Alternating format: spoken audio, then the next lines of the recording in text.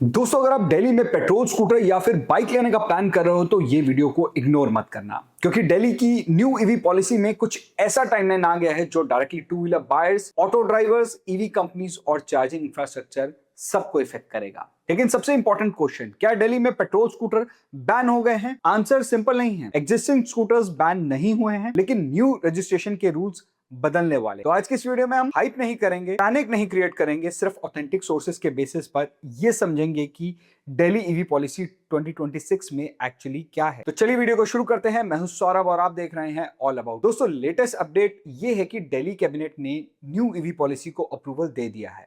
Economic times और times of India की report के अकॉर्डिंग पॉलिसी लाइकली 1 जुलाई 2026 से इंप्लीमेंट हो सकती है। एनडीटीवी प्रॉफिट की रिपोर्ट के अकॉर्डिंग पॉलिसी कैबिनेट से पास हो चुकी है और गवर्नर के अप्रूवल के लिए भेज दी गई है। इसीलिए सेफ वर्डिंग ये होगी कि cabinet approved, implementation expected after final approval and notification. Delhi transport department की ऑफिशियल ड्राफ्ट में भी क्लियरली लिखा है कि पॉलिसी नोटिफिकेशन की डेट से ही एप्लीकेबल होगी। तो बायर के लिए फाइनल सब्सिडी क्लेम, एलिजिबिलिटी और मॉडल लिस्ट ऑफिशियल नोटिफिकेशन के बाद ही कंफर्म माने जाने। अब क्वेश्चन ये आता है दोस्तों कि दिल्ली इतना एग्रेसिव ईवी पुश क्यों कर रहा है? ऑफिशियल ड्राफ्ट पॉलिसी के अकॉर्डिंग दिल्ली में व्हीकुलर एमिशन एयर पॉल्यूशन का मेजर कंट्रीब्यूटर है। ड्राफ्ट में सीएक्यूएम रिपोर्ट का रेफरेंस दिया गया है, जिसमें कि विंटर पॉल्यूशन में व्हीकुलर एमिशन का कंट्रीब्यूशन 23% तक बताया गया। और एक और इंपॉर्टेंट डेटा, दिल्ली का टोटल व्हीकल स्टॉक में अराउंड 67% टू व्हीलर। यही रीजन है कि पॉलिसी का फोकस सिर्फ इलेक्ट्रिक कार्स पर नहीं है। दिल्ली के रियल टारगेट्स हैं scooters, bikes, auto, delivery fleets, school buses, trucks और चार्जिंग नेट। अब सबसे वायरल पॉइंट, क्या 2028 के बाद दिल्ली में पेट्रोल स्कूटर नहीं मिलेंगे? ऑफिशियल ड्राफ्ट पॉलिसी के सेक्शन 8.2 के अकॉर्डिंग 1 अप्रैल 2028 के एनसीटी ऑफ दिल्ली में न्यू रजिस्ट्रेशन के लिए only electric two wheeler permitted होने वाले। लेटेस्ट मीडिया रिपोर्ट भी इसी टाइमलाइन को कंफर्म कर रही है। इसका प्रैक्टिकल मीनिंग ये समझो कि अगर आपके पास ऑलरेडी पेट्रोल स्कूटर या फिर पेट्रोल बाइक है तो उसको तुरंत बंद करने की बात रिपोर्ट में नहीं है। लेकिन अगर 1 अप्रैल 2028 के बाद आप दिल्ली में कोई नया टू व्हीलर रजिस्ट्रेशन करवाने जाओगे तो आपको वो व्हीकल जो है वो इलेक्ट्रिक ही होना चाहिए, तभी रजिस्ट्रेशन पॉसिबल। यानी कि हेडलाइंस पेट्रोल स्कूटर बैन थोड़ा सा मिसलीडिंग हो सकता है। करेक्ट हेडलाइन ये होगी कि दिल्ली में स्टॉप न्यू पेट्रोल और CNG two wheeler registration from April 2028। Existing vehicle ban की क्लियर बात नहीं है। सेकंड बिग चेंज है ऑटो रिक्शा वालों। ऑफिशियल ड्राफ्ट पॉलिसी के सेक्शन 8.1 के अकॉर्डिंग 1 जनवरी 2027 से दिल्ली में न्यू रजिस्ट्रेशन के लिए only electric 3 wheeler permitted. TOI and ET reports भी कह रही हैं कि only electric autos will be registered from 1 जनवरी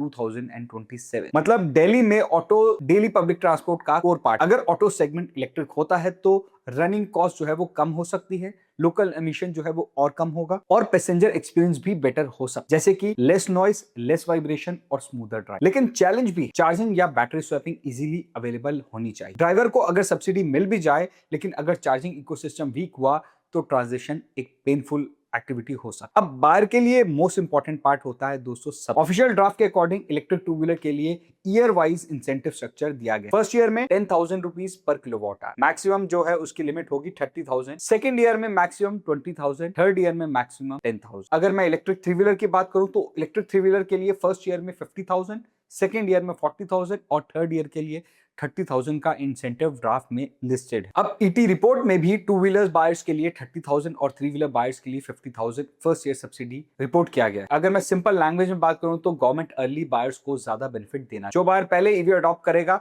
उसे ज्यादा इंसेंटिव मिल सकता है, लेकिन लेटर ईयर्स में सब्सिडी जो है वो रिड्यूस हो सकता है। पॉलिसी का एक स्मार्ट एंगल स्क्रैपेज इंसेंटिव भी। ऑफिशियल ड्राफ्ट के अकॉर्डिंग अगर दिल्ली रजिस्टर्ड BS4 या फिर बिलो कार स्क्रैप होती है तो 30 लाख तक की एलिजिबल इलेक्ट्रिक कार बाय करते हो तो 1 लाख स्क्रैपेज इंसेंटिव आपको देखने को मिल सकता है।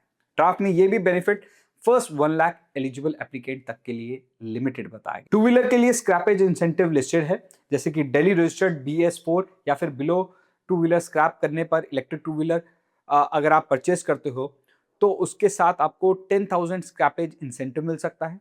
इलेक्ट्रिक थ्री व्हीलर के लिए आपको 25,000 का जो लिस्टिंग अमाउंट है उसका लिस्ट किया गया है। यहाँ एक लॉजिक क्लियर है, सिर्फ न्यू ईवी को पुश नहीं करना बल्कि ओल्ड पॉल्यूटिंग व्हीकल्स को रोड से ग्रेजुअली रिमूव भी करना है गवर्नमेंट का एक स्ट्रैटेजी। ईवी अडॉप्शन का बिगेस्ट फियर दोस्तों एक होता है कि चार्जिंग कहां मिले। एनडीटीवी रिपोर्ट के अकॉर्डिंग दिल्ली गवर्नमेंट ने 32,000 चार्जिंग पॉइंट्स को टारगेट जो है वो सेट किया और EV infrastructure plus tax concession के लिए 8,000 करोड़ एलोकेशन का जो अमाउंट है वो भी रिपोर्ट हुआ है। अब ये पॉलिसी तभी सक्सेसफुल होगी जब चार्जिंग पॉइंट सिर्फ पेपर पर नहीं बल्कि रियल लोकेशन पर वर्किंग कंडीशन में, जैसे कि markets, metro station, societies, offices, parking area और बैटरी स्वैपिंग हब। तो दिल्ली का ईवी ट्रांजिशन स्कूटर सब्सिडी से नहीं बल्कि चार्जिंग रिलायबिलिटी से डिसाइड होने वाला है। अब एक confusing part, hybrid cars.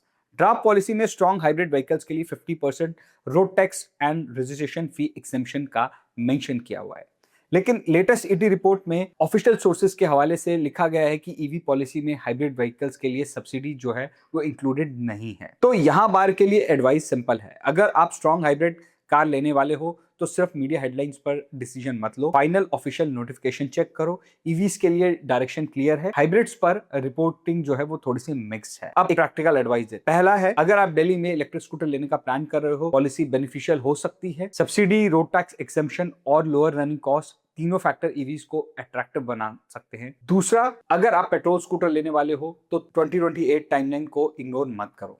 Existing vehicle ban नहीं हो रहे, लेकिन future registration rules resale value और लॉन्ग टर्म ओनरशिप डिसीजन को इफेक्ट कर सकते हैं। तीसरा, ऑटो ड्राइवर्स के लिए 2027 इंपॉर्टेंट है। अगर न्यू ऑटो लेना है तो इलेक्ट्रिक ट्रांजिशन जो है वो सीरियस हो चुका है। अब नेक्स्ट एडवाइस है, अगर आपके पास ओल्ड BS4 या फिर बिलो कार है तो ईवी अपग्रेड के साथ स्क्रैपेज इंसेंटिव वर्थ कंसिडरिंग हो सकता है। नंबर 5, फाइनल नोटिफिकेशन के बाद ही exact model eligibility, portal process और सब्सिडी क्लेम मैकेनिज्म क्लियर होगा। अब दिल्ली ईवी पॉलिसी 2026 सिर्फ एक स्कीम नहीं है दोस्तों, ये एक सिग्नल है कि इंडिया बिग सिटीज को पेट्रोल और CNG बेस्ड मोबिलिटी से इलेक्ट्रिक मोबिलिटी की तरफ पॉलिसी लेवल पर शिफ्ट कर रही है। लेकिन रियल टेस्ट 3 चीजों से होगा, पहला चार्जिंग इंफ्रास्ट्रक्चर, दूसरा सब्सिडी डिस्पर्सल स्पीड और तीसरा अफोर्डेबल ईवी मॉडल। अब आप बताओ दोस्तों कि दिल्ली का petrol 2 wheeler registration phase out practical है या फिर इंडिया को ईवी के साथ हाइब्रिड और CNG ट्रांजिशन भी पैरेलली साथ में रखना। कमेंट सेक्शन में अपना ओपिनियन जरूर बताओ। EV policy update, electric car, scooters और रियल बार गाइडेंस के लिए ऑल अबाउट ईवीज को सब्सक्राइब करो। मिलते हैं दोस्तों आपसे नेक्स्ट वीडियो में, तब तक के लिए धन्यवाद। Drive safe, stay electric. जय हिंद।